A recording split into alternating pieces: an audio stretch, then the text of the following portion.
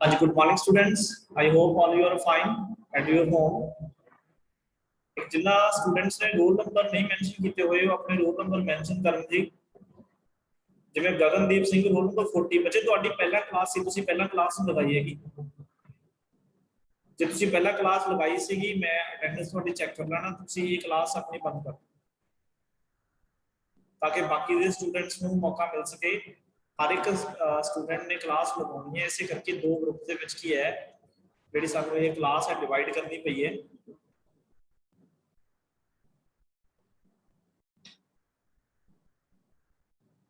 इस class only 90+ student ही add हो बाकी दे स्टूडेंट ऐड ना हो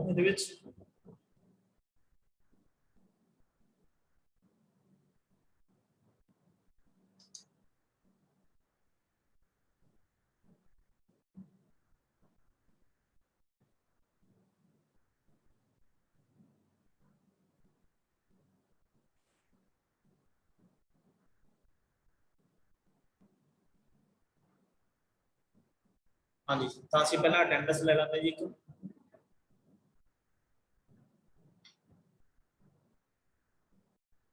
उस तो बाद असी क्लास अज की स्टार्ट करते हैं अज असी अपना फर्स्ट चैप्टर इलैक्ट्रिसिटी स्टार्ट करांगे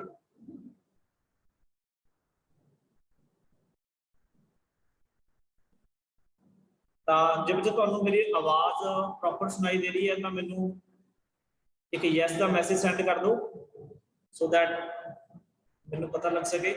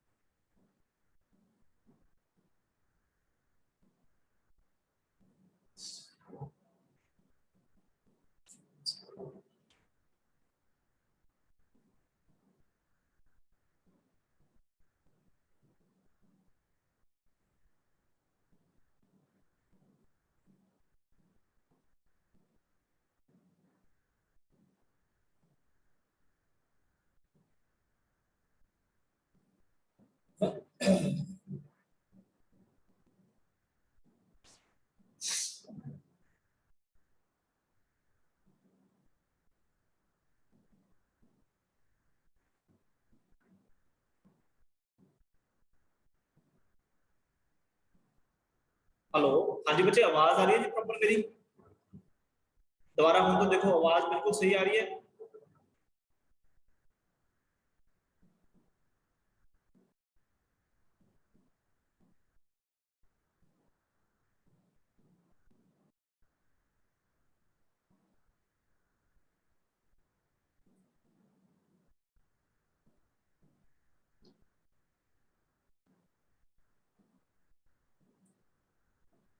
sir yes but not clear wait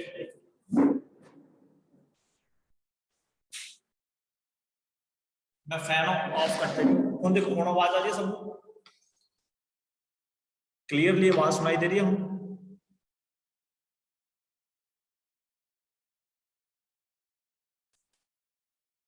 okay चलो ठीक है कोई गल नहीं जी फैन बंद करके पढ़ा लो ठीक है कोई गल again good morning to all मैं उम्मीद करता तुसी बिल्कुल ठीक ठाक हो अज असी क्लास 10th का chapter number first electricity start करने जा रहे हैं जी चैप्टर को पूरे ध्यान नाल तुसीं सुनना है ठीक है लास्ट में जो भी तुहाडी क्वेरीज होंगी ठीक है मैनू वो मैसेज कर दिओ ਤੇ ਮੈਂ ਉਹਨੂੰ ਦੇਖ ਲਾਂਗਾ ਠੀਕ ਹੈ ਬਾਕੀ ਲਿੰਕ ਤੁਹਾਨੂੰ ਇਵਨਿੰਗ ਟਾਈਮ ਇਸ ਵੀਡੀਓ ਦਾ ਮਿਲ ਜੂਗਾ ਤੇ ਉੱਥੇ ਤੁਸੀਂ ਇਹਨੂੰ ਦੁਬਾਰਾ ਵੀ ਦੇਖ ਸਕਦੇ ਹੋ ਇਲੈਕਟ੍ਰਿਸਿਟੀ ਨੂੰ ਅਸੀਂ ਬੋਲਦੇ ਹਾਂ करंट का मतलब है फ्लो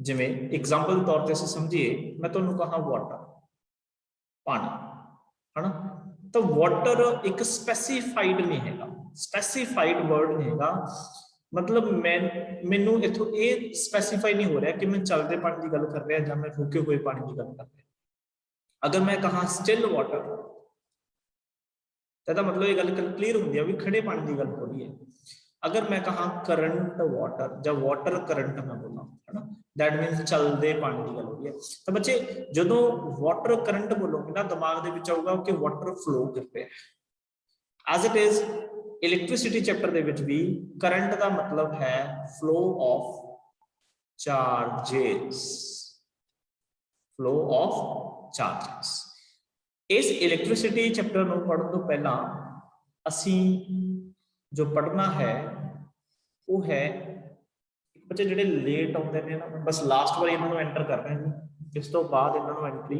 नहीं मिलेगी उसी दोबारा तो वीडियो शाम को देख लो ना कर सकते हाँ जी तो एक वर्ड है electrostatic electrostatics actually electricity chapter पढ़ने तो पहला सानू कुछ इलैक्ट्रोस्टैटिक के कॉन्सैप्ट्स पढ़ने पैंदे है साडी जेहड़ी 10th क्लास की बुक है उहदे विच चैप्टर का नेम जस्ट इलैक्ट्रिसिटी मेंशन है बट उहदे स्टार्टिंग दे जो कॉन्सैप्ट ने इलैक्ट्रोस्टैटिक्स दे ने तो what is electrostatic electro stands for electric charge and static stands for at rest. That means electrostatic is that branch of science as that branch of physics which deals with the study of electric charge at rest. Which the charges ने जदों वो at rest होंदे ने तो उन्ना no JD study करने वाली physics है that is known as electrostatic. Definition is it is a branch of physics. It is a branch of physics which deals with the study of charges at rest. ਹੁਣ ਜਦੋਂ बच्चे कोई भी charge particle at rest होंदा है तो ਉਹਦੇ ਕਿਹੜੇ ਇਫੈਕਟਸ ਹੁੰਦੇ ਨੇ ਉਹਦੇ ਵਿੱਚੋਂ ਇੱਕ ਹੈਗਾ ਇਲੈਕਟ੍ਰਿਕ ਫੀਲਡ मतलब इलैक्ट्रोस्टैटिक है वो एक ਤਾਂ ਇਲੈਕਟ੍ਰਿਕ ਫੀਲਡ ਨੂੰ ਸਟੱਡੀ ਕਰਦੀ ਹੈ ਹੁਣ ਇਹ ਹੁੰਦਾ ਕੀ ਹੈ ਹੌਲੀ ਹੌਲੀ ਪਤਾ ਲੱਗੂਗਾ ਸੁਣੀ ਚੱਲਿਓ ਲਾਸਟ ਤੱਕ ਪੂਰਾ ਠੀਕ ਹੈ ਜਿਵੇਂ ਜਿਵੇਂ ਅਸੀਂ ਚੈਪਟਰ ਚ ਅੱਗੇ ਜਾਈ ਜਾਂਦੇ ਨਾ ਹੌਲੀ ਹੌਲੀ ਤੁਹਾਨੂੰ ਸਭ ਗੱਲਾਂ ਕਲੀਅਰ ਹੋਣਗੀਆਂ ਫਿਰ ਵੀ ਤੁਹਾਡਾ ਕੋਈ ਡਾਊਟ ਹੋਇਆ ਮੈਨੂੰ ਮੈਸੇਜ ਜ਼ਰੂਰ ਕਰ ਦਿਓ ਮੈਂ ਤੁਹਾਨੂੰ ਐਕਸਪਲੇਨ ਕਰ ਦੂੰਗਾ ਵੀ ਇਹ ਤੁਹਾਡਾ ਡਾਊਟ ਅੱਗੇ ਜਾ ਕੇ ਕਲੀਅਰ ਹੋਊਗਾ ਜਾਂ ਤੁਹਾਨੂੰ ਮੈਨੂੰ ਇੱਥੇ ਹੀ ਕੁਝ ਨਾ ਕੁਝ ਦੱਸਣਾ ਪਊਗਾ दूसरा है इलेक्ट्रिक चार्ज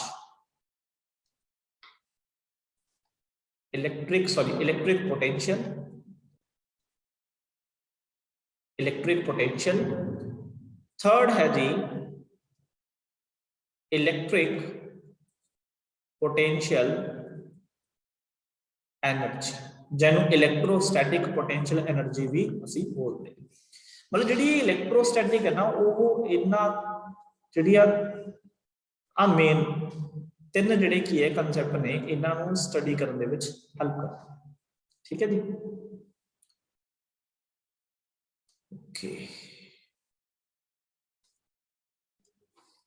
ना हुण साडे दिमाग में सब तो पहला क्वेश्चन होना चाहिए कि व्हाट इज इलैक्ट्रिक चार्ज ये इलैक्ट्रिक चार्ज हुंदा की सेकंड क्वेश्चन साडे दिमाग में होना चाहिए कि how can a body be charged how can body charged, ठीक है। ते थर्ड क्वेश्चन साडे दिमाग च होना चाहिए, how many types of electric charge, how many types of electric charge. Fourth question, how we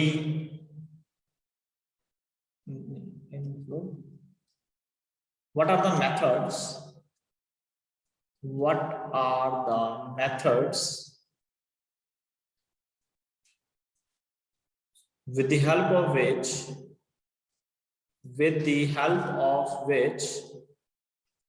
a body can be charged. एक सारे क्वेश्चन का असीं जवाब लेना है। सब तो पहला इलेक्ट्रिक चार्ज होंदा की है, दूसरा बॉडी नूं असीं चार्ज करके भी सकते हैं, तीसरा कितनी तरह के चार्जेस होंदे ने ते मेथड्स की है। एक क्वेश्चन होर भी रेज होंदा है, what are the properties, what are the properties of electric charge, what are the properties of electric charge, ठीक है जी। इंग्लिश मेरी थोड़ी ठीक ठाक ही है, ठीक है। आई होप मैनूं लगदा भी तुसीं मेरे तो वधिया इंग्लिश लिख सकते होवोगे, ठीक है। ते वो तुसीं अपने अकॉर्डिंग देख लो।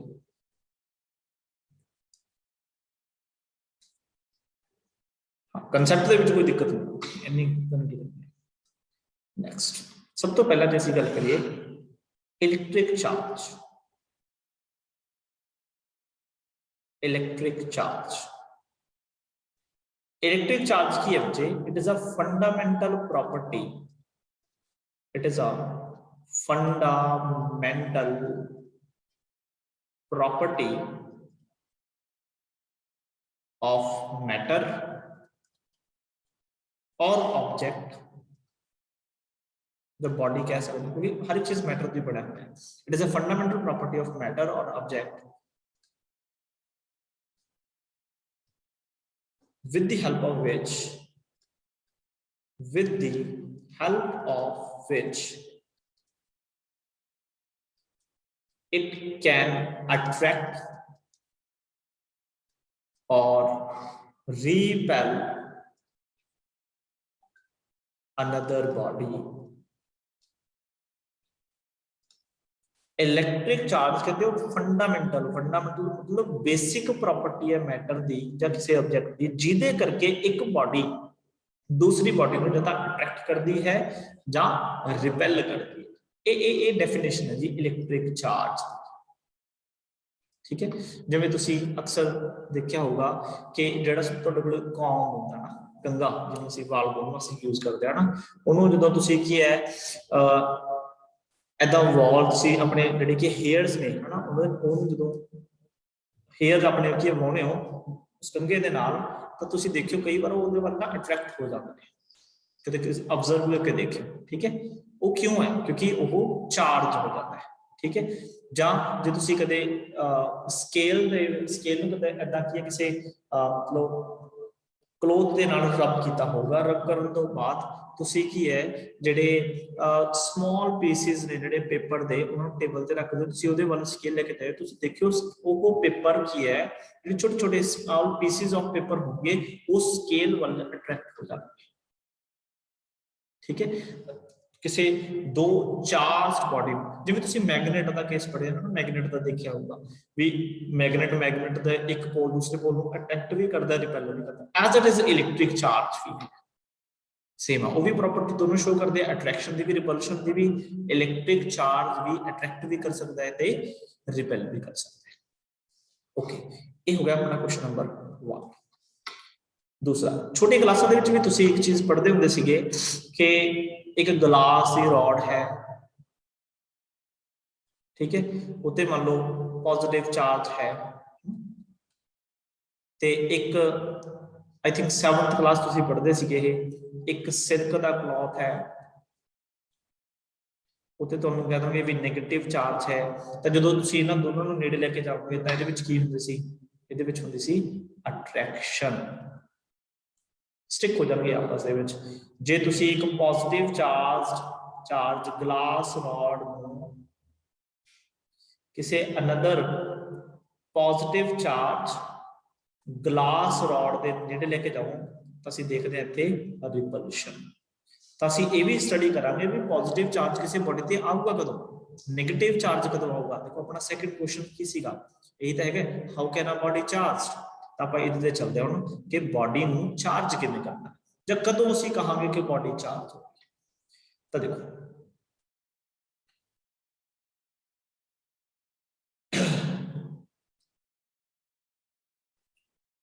when we say that body is charged, कदों कहांगे ਅਸੀਂ। देखो एटम बारे ਵਿੱਚ ਸਭ ਨੇ ਪੜਿਆ। ਮੰਨ ਲਓ ਤੁਹਾਡੇ ਕੋਲੇ ਆ ਇੱਕ ਐਟਮ ਹੈ, ਇਸ ਐਟਮ ਦੇ ਸੈਂਟਰ ਦੇ ਵਿੱਚ ਤੁਹਾਡੇ ਕੋਲ ਇੱਕ ਨਿਊਕਲੀਅਸ ਹੈ। ਨਿਊਕਲੀਅਸ ਦੇ ਵਿੱਚ ਆਪਾਂ ਨੂੰ ਪਤਾ ਹੈ पॉजिटिव चार्ज एग्जिस्ट करता है, मतलब प्रोटॉन्स ते न्यूट्रॉन भी एग्जिस्ट करते हैं, है ना। ते जेडे इहदे आउटरमोस्ट शैल ने उहदे विच की है इलेक्ट्रॉन्स मूव करते हैं। ते ਅਸੀਂ ਇਹ पढ़ते हैं कि in neutral atom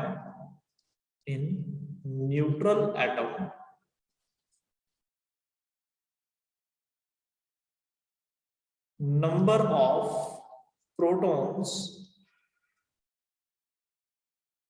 is equal to number of electrons। Sir online class का मैसेज राकेश की कहने बच्चे समझ लगेगा। ऑनलाइन क्लास का मैसेज की तो न्यूट्रल एटम के विच बच्चे की हुंदा है नंबर ऑफ प्रोटॉन्स ते नंबर ऑफ इलेक्ट्रॉन्स की है इक्वल रहते हैं, है ना, सबने पढ़ा है। अच्छा, अगर असी ये करिए कि किसी बॉडी के विचों इलेक्ट्रॉन को रिमूव कर दिए, दैट मीन्स की होगा उस बॉडी को डिफिशिएंसी हो जाएगी इलेक्ट्रॉन्स की, उहदे कोल घाटा पै जाऊगा इलेक्ट्रॉन का, है ना। दैट मीन्स उहदे कोल की वध जाणगे इज अ प्रोटॉन, ते प्रोटॉन दे पता अपन की हुंदा पॉजिटिव चार्ज। दैट मीन्स वो बॉडी की होगी पॉजिटिवली चार्ज्ड। अगर असी किसी एटम दे विच इलेक्ट्रॉन्स होर ऐड कर दिए, दैट मीन्स उहदे कोल की हो जाऊ एफिशिएंसी ऑफ इलेक्ट्रॉन्स, मतलब इलेक्ट्रॉन्स ज्यादा हो जाएंगे as compare to protons. That means उस बॉडी पे की आ जाऊगा नेगेटिव चार्ज। ठीक है, तो किसी बॉडी को इलेक्ट्रिकली चार्ज ਅਸੀਂ ਕਦੋਂ ਬੋਲਾਂਗੇ, a body is said to be electrically charged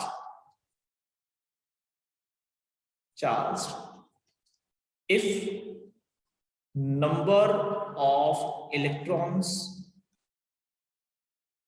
greater than number of protons in a body, or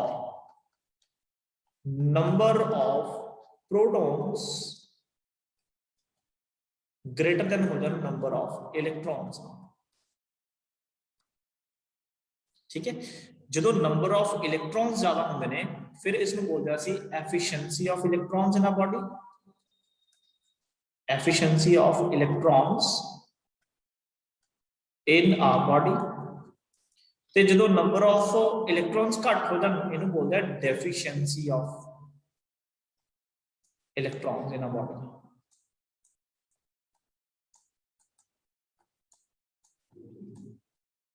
ठीक है जी, क्लियर है। देखो इत्थे तक क्लियर है कि किसी बॉडी में चार्ज कदों होगा। जे क्लियर है तो फिर यस का मैसेज जरूर करो। एक राकेश रोल नंबर 147 तुसी बच्चे की लिखे आपको समझ लग जाएगा। सर ऑनलाइन क्लास का मैसेज ओके।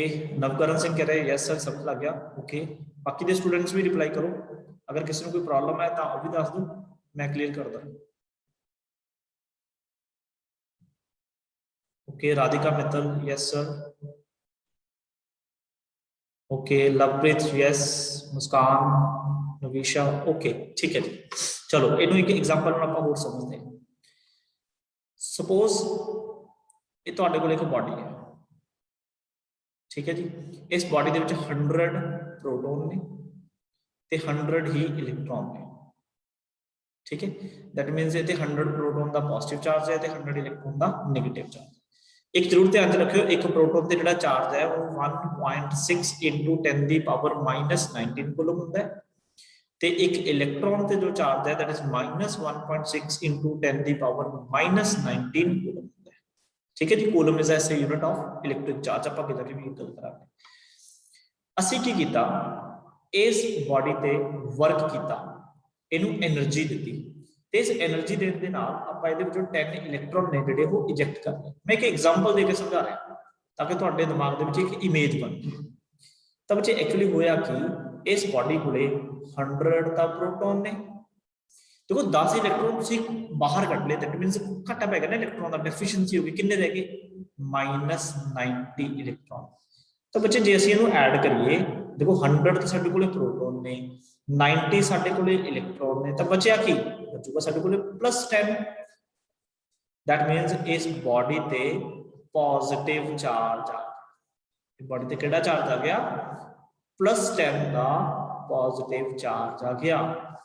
सिमिलरली अगर असीं इस बॉडी ते कुछ वर्क करिए ते इहदे विच असीं 10 इलैक्ट्रॉन ऐड कर दिए, तो की होएगा? इस बॉडी दे विच 100 दा प्रोटॉन ने, 110 इलैक्ट्रॉन हो गए, तो जो असीं इहदा टोटल करांगे तो साडे कोल -10 बचेगा। दैट मीन्स की हो गया? ए बॉडी ते नेगेटिव चार्ज आ गया। इस बॉडी ते की आ गया? Negative charge. देखो आही चीज मैं तुहानूं समझा के आया कि जदों किसी बॉडी दे विच इलैक्ट्रॉन घट जांदे ने पॉजिटिव चार्ज आ जाता ड्यू टू प्रोटॉन्स, जदों इलैक्ट्रॉन्स वध जाते हैं तो ड्यू टू इलैक्ट्रॉन्स उस बॉडी ते नेगेटिव चार्ज आ जाता है। हुण इत्थे गल जरूर ध्यान रखियो, जिवें मैं लिखिया भी 10 इलैक्ट्रॉन इजैक्ट कर ले, 10 इलैक्ट्रॉन ऐड कर ले। कई बार बच्चे ये सोचते हैं सर असीं प्रोटॉन्स नाल भी कर सकते हैं, भी 10 प्रोटॉन्स असीं ऐड कर सकते हैं, 10 प्रोटॉन्स असीं रिमूव कर सकते हैं। आंसर है नो, प्रोटॉन्स नूं असीं ऐड दा रिमूव नहीं कर सकते, बिकॉज जिहड़े प्रोटॉन्स ने, प्रोटॉन्स लाइज या प्रोटॉन्स प्रेजेंट लिख लो, protons are present inside the nucleus, inside the nucleus.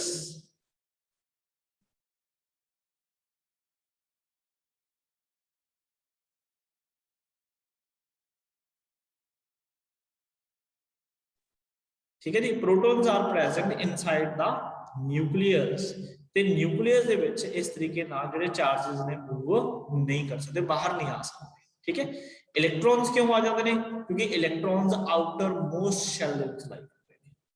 ठीक है जी, is it clear to all?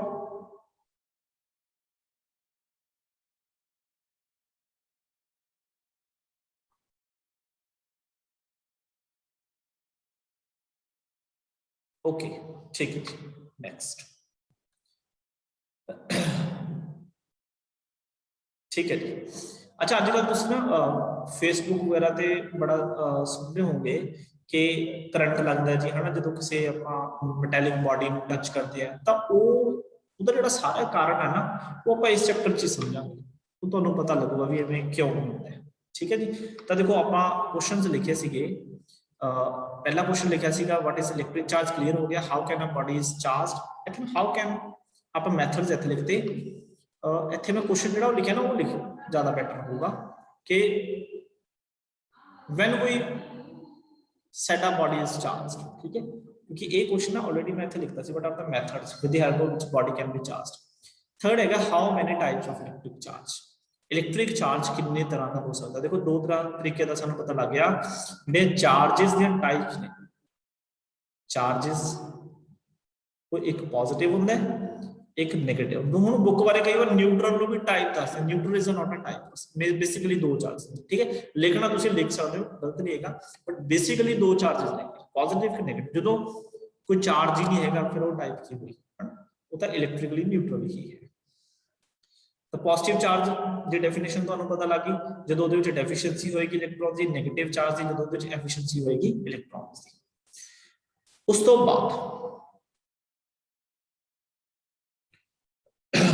उस तो बाद है जी methods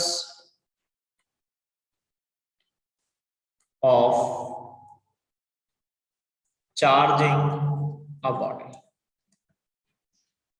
एक बॉडी ਨੂੰ ਚਾਰਜ ਕਰਨ ਦੇ ਕੀ ਸਾਡੇ ਕੋਲੇ ਮੈਥਡ ਨੇ, ਠੀਕ ਹੈ। ਇਹਨਾਂ ਦੇ ਵਿੱਚੋਂ ਇੱਕ ਮੈਥਡ ਮੈਂ ਤੁਹਾਨੂੰ ਅੱਜ ਕਰਾ ਰਿਹਾਗਾ ਜਿਹਦਾ ਨਾਮ ਹੈਗਾ फ्रिक्शनल और बाय रबिंग। बाय फ्रिक्शन कर, फ्रिक्शनल नहीं, बाय फ्रिक्शन और बाय रबिंग। एक्चुअली की है जिवें असीं स्टार्टिंग में ग्लास रॉड वाली एग्जांपल ली सी। मान लो तुहाडे कोले इत्थे ग्लास रॉड है,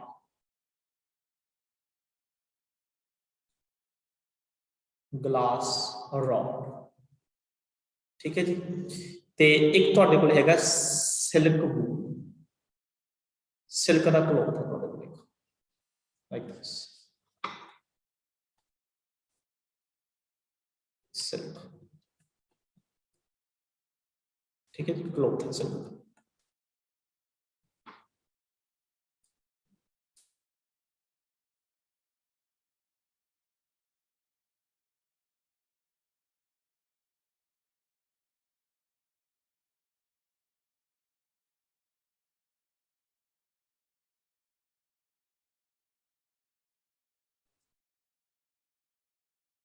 हाँ जी, सॉरी बच्चे, फोन आ गया, आवाज आ रही है जी मेरी?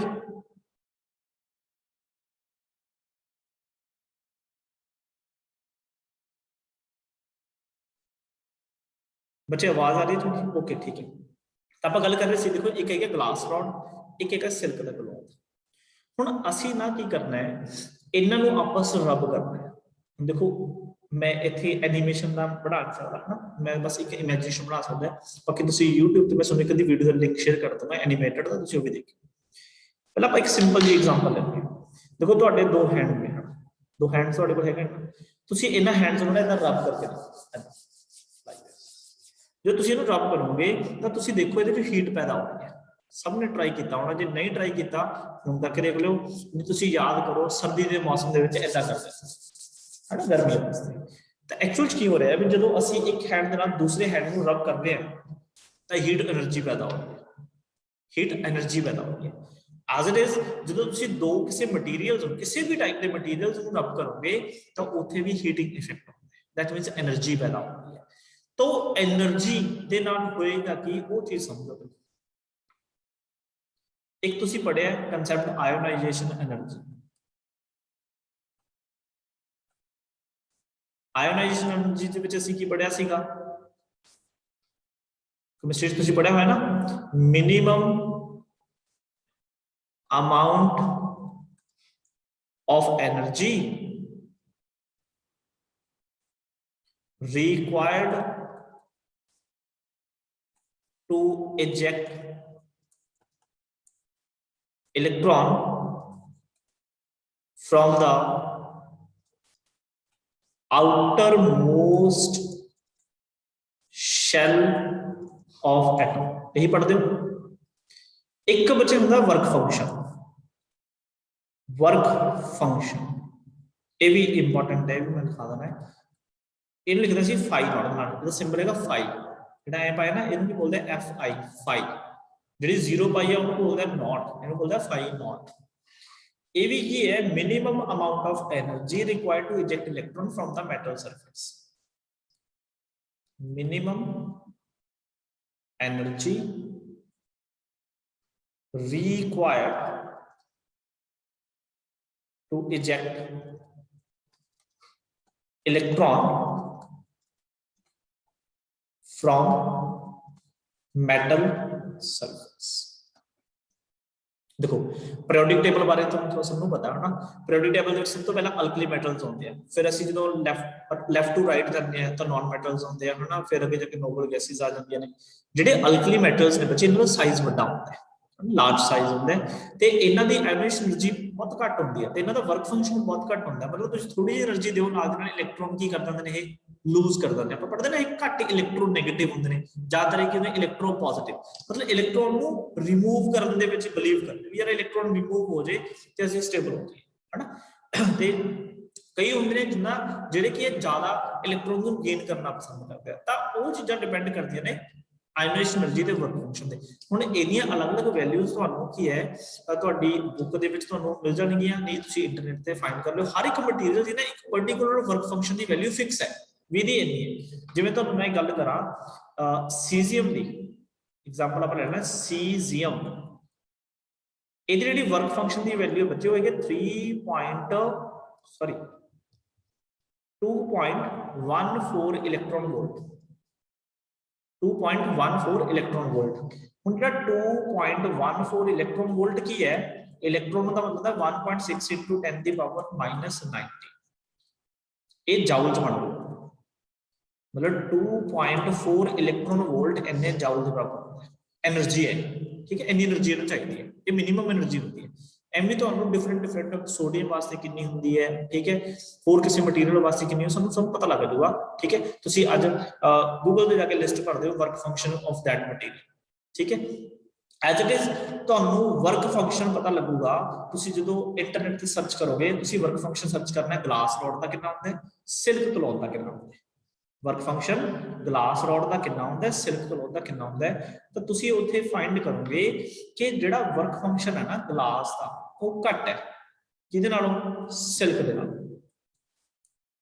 ਇਹਦਾ ਮਤਲਬ ਕੀ ਹੈ, ਸਿਲਕ ਦਾ ਨੇਚਰ ਕੀ ਹੈ, ਇਲੈਕਟ੍ਰੋਨ ਲੂਜ਼ ਕਰਨਾ, ਸੌਰੀ ਸਿਲਕ ਦਾ ਨਹੀਂ, ਗਲਾਸ ਦਾ ਨੇਚਰ ਕੀ ਹੈ, ਇਲੈਕਟ੍ਰੋਨ ਲੂਜ਼ ਕਰਨਾ, ਤੇ ਸਿਲਕ ਦਾ ਕੰਮ ਕੀ ਹੈ, ਇਲੈਕਟ੍ਰੋਨ ਨੂੰ ਗੇਨ ਕਰਨਾ। ਹੁਣ ਸਾਰੀ ਸਿਚੁਏਸ਼ਨ ਸਮਝੋ, ਦੇਖੋ ਕੀ ਹੋਇਆ।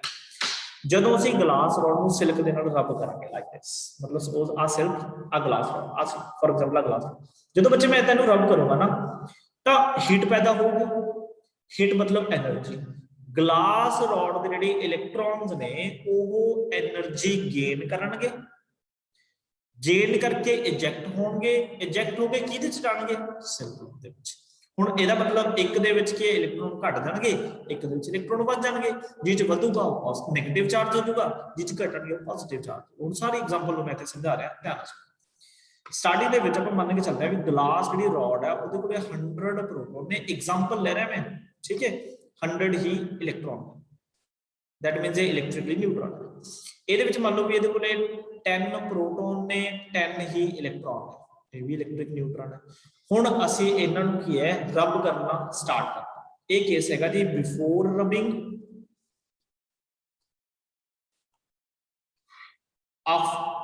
during rubbing, during rubbing मतलब आ ग्लास रॉड, ठीक है जी, आ सिल्क क्लॉथ जिन्होंने ਅਸੀਂ ਇਹਦੇ ਨਾਲ ਰਬ ਕਰ ਰਹੇ ਤਾਂ ਕੀ ਹੋਗਾ ਬੱਚੇ, ਜਿਹੜਾ ਗਲਾਸ ਹੈ ਇਹ ਇਲੈਕਟ੍ਰੋਨ ਲੂਜ਼ ਕਰਨ ਦੀ ਕਪੈਸਿਟੀ ਰੱਖਦਾ ਹੈ, ਤਾਂ ਇਹਦੇ ਵਿੱਚੋਂ ਇਲੈਕਟ੍ਰੋਨ ਇਹਦੇ ਵਿੱਚ ਸ਼ਿਫਟ ਹੋ ਜਾਊਗਾ। ਮੈਂ ਮਾਰਕਰ ਚੇਂਜ ਕਰਕੇ ਦਿਖਾ ਦਾਂਗਾ ਕੀ ਹੋਗਾ, ਇਹਦੇ ਵਿੱਚੋਂ ਇਲੈਕਟ੍ਰੋਨ ਇਹਦੇ ਵਿੱਚ ਜੰਪ ਕਰਨਾ। ਸਪੋਜ਼ ਇੱਕ ਇਲੈਕਟ੍ਰੋਨ ਇਸ ਸਾਈਡ ਤੋਂ ਇਸ ਸਾਈਡ ਜੰਪ ਕਰ ਗਿਆ, ਤਾਂ ਆਫਟਰ ਕੋਲਿਜ਼ਨ, ਦੇਖੋ ਮੈਂ ਤਾਂ ਸਿਰਫ ਇੱਕ ਇਲੈਕਟ੍ਰੋਨ ਲੈ ਕੇ ਚੱਲ ਰਿਹਾ ਨਾ, ਹੋ ਸਕਦਾ ਜ਼ਿਆਦਾ ਇਲੈਕਟ੍ਰੋਨ ਵੀ ਸ਼ਿਫਟ ਹੋ ਜਾਣ। ਆਫਟਰ ਕੋਲਿਜ਼ਨ ਕੀ ਸਾਨੂੰ ਮਿਲਿਆ ਕਿ ਜਿਹੜੀ ਆ ਗਲਾਸ ਦੀ ਰੋਡ ਸੀ ਇਹਦੇ ਕੋਲੇ ਪ੍ਰੋਟੋਨ ਦਾ 100 ਹੀ ਨੇ, ਇਲੈਕਟ੍ਰੋਨ ਬਚੇ 99। ਜਿਹੜਾ ਸਿਲਕ ਦਾ ਕਲੋਥ ਸੀਗਾ ਉਹਦੇ ਕੋਲੇ 10 ਪ੍ਰੋਟੋਨ ਤਾਂ ਹੈਗੇ ਸੀ, ਇਲੈਕਟ੍ਰੋਨ ਹੋ ਗਏ -11। ਤਾਂ ਦੇਖੋ ਹੁਣ ਚੈੱਕ ਕਰੋ, 100 ਦੇ ਵਿੱਚ -99 ਕਰੋਗੇ, ਦੈਟ ਮੀਨਸ ਇਹ ਤੇ ਓਵਰਆਲ ਮਾਰਕਰ ਆਪਾਂ ਚੇਂਜ ਕਰ ਰਹੇ ਨੇ, ਇਸ ਤੇ ਓਵਰਆਲ ਕੀ ਹੋ ਗਿਆ, ਪੋਜ਼ਿਟਿਵ ਚਾਰਜ ਪੈਦਾ ਹੋ ਗਿਆ, ਇਸ ਤੇ ਓਵਰਆਲ ਕੀ ਹੋ ਗਿਆ, ਨੈਗੇਟਿਵ ਚਾਰਜ ਹੋ ਗਿਆ। ਇਸੇ ਕਰਕੇ ਸਾਨੂੰ ਇਹ 7th 8th ਕਲਾਸ ਪੜਾਇਆ ਜਾਂਦਾ ਹੈ ਵੀ ਜਦੋਂ ਸਿਲਕ ਨੂੰ ਅਸੀਂ ਗਲਾਸ ਰੋਡ ਦੇ ਨਾਲ ਰਬ ਕਰਦੇ ਆ ਤਾਂ glass road positive charge require ਕਰਦੀ ਹੈ ਤੇ ਸਿਲਕ ਜਿਹੜਾ ਕਲੌਥ ਹੈ ਉਹ ਨੈਗੇਟਿਵ ਚਾਰਜ ਗੇਨ ਕਰਦੀ ਹੈ, ठीक है जी। तो इस तरीके नाल असीं डिफरेंट मटीरियल्स नूं स्टडी कीता, सानूं पता लग गया ग्लास रॉड ते पॉजिटिव चार्ज हुंदा है। फिर असीं ग्लास रॉड नूं किसी होर मटीरियल नाल रब कीता, ठीक है। फिर असीं देखिया भी अट्रैक्शन होएगी जां रिपल्शन होएगी। जे अट्रैक्शन होएगी तो दैट मीनस ऑपोजिट चार्ज है, जे रिपल्शन हो रही है दैट सिमिलर चार्ज है। पर डिफरेंट मटीरियल्स बारे आपां नैक्सट लैक्चर च गल करांगे। जे इत्थों तक तुहानूं सब नूं क्लीयर है तो मैनूं जरूर एक मैसेज कर दो भी सर यस क्लियर है। अगर किसी का डाउट है तो डाउट मैसेज टाइप कर दो, मैं वो भी देख लूंगा। प्रीति Usha I can't understand. Okay बच्चे मैंने दसो भी की नहीं पता लग गया, मैं दोबारा दसदा मैं, क्योंकि अपने को 2 मिनट का टाइम है। ओके बाकी बच्चे चलो मैं ट्राई करदा, 2 मिनट का टाइम है, ठीक है। 2 मिनट जो मैं समझाता तो तुम देख लो, नहीं फिर सुन लिंक मिल जाऊगा। आ देखो मैं दोबारा चलूँ, आ देखो साडे कोल हैगे जी एक ग्लास रॉड। आप सिंपल एग्जांपल ले लो, मान लो ये 10 प्रोटॉन ने, 10 ये इलेक्ट्रॉन की है, ग्लास दी रॉड है। तो यह पता ना भी 10 - 10 कितना होता है, 0 होता है। ते आ सिल्क दी क्लॉथ है, ਇਹਦੇ ਵਿੱਚ ਵੀ ਤੁਸੀਂ ਮੰਨ ਲਓ ਵੀ 10 प्रोटॉन ने 10 ही इलेक्ट्रॉन ने। तो ਇਹਨੂੰ ਵੀ ਕੀਤਾ मैं +10 -10 आंसर कितना आया सी। ਇਹਦਾ मतलब दोनों न्यूट्रल ने, दोनों की ने न्यूट्रल। मैं ਇਹਨੂੰ ग्लास रॉड ਨੂੰ सिल्क ਦੇ ਨਾਲ रब करना शुरू किया। ਜਦੋਂ ही मैं रब किया तो रब करने टाइम की होया, ड्यूरिंग रबिंग वर्क फंक्शन आप नेक्स्ट क्लास में रिपीट कर देंगे, डोंट वरी। एक बार तुसी वर्क फंक्शन दी ना डिफरेंट मटीरियल्स वास्ते वैल्यूज नोट करो। तो इस ग्लास रॉड दे विचों इस साइड एक इलेक्ट्रॉन शिफ्ट होता है, एक इलेक्ट्रॉन। बच्चे देखो नोटबुक ते तुसी, मैं तुहानू नोट्स अज शेयर कर दूंगा, वो नोट्स तुसी लिखने ने, ठीक है। नोट्स अपने बनाने ने अपनी लैंग्वेज च, डिटो कॉपी नहीं करना। बाकी जिहड़ा तुहानू मटीरियल दे रहा ना मैं, ये तुहाडे अच्छे नोट्स वास्ते दे रहे हैं, तुसी ये तो हेल्प लैके अपने अकॉर्डिंग लैंग्वेज लिख के तुसी नोट्स बनाने हैं। तो बच्चे इत्थे की होया, इत्थे बच्चे 9 इलेक्ट्रॉन, इस साइड इलेक्ट्रॉन कितने हो गए, दैट इज 11 इलेक्ट्रॉन, ठीक है। पहला कितने सीगे 10 इलेक्ट्रॉन, हुण कितने हो गए 11, मतलब एक वध गया ना। तो जो दोनों ਅਸੀਂ अलग-अलग कर देंगे तो ਇੱਥੇ ਗਏ -9 इलेक्ट्रॉन, ਇੱਥੇ ਕਿੰਨੇ 11 इलेक्ट्रॉन, मतलब एक इलेक्ट्रॉन ਵੱਧ ਗਿਆ, दैट मींस नेगेटिव चार्ज आ गया। ਇੱਥੇ एक इलेक्ट्रॉन घट गया, दैट मींस कि पॉजिटिव। देखो मैं की किया ਸੀ, जिन्ने इलेक्ट्रॉन घट होना पॉजिटिव चार्ज, जिन्ने इलेक्ट्रॉन ज्यादा होने नेगेटिव चार्ज। तो इस करके ਅਸੀਂ कहने हैं भी ग्लास ਤੇ पॉजिटिव ਹੁੰਦਾ है, सिल्क ਤੇ नेगेटिव, ठीक है जी। ਹੁਣ ग्लास ने लूज क्यों किए, क्योंकि ਇਹਦਾ वर्क फंक्शन घट है, मतलब ਇਹਨੂੰ एनर्जी घट चाहिए, ਇਹਦੇ इलेक्ट्रॉन्स ਨੂੰ लूज करने के लिए एनर्जी घट चाहिए as compare to silk. It depends upon the nature of material, work function depends upon the nature of material, ठीक है जी। ओके ठीक है जी। बाकी दोबारा तुसी वीडियो देख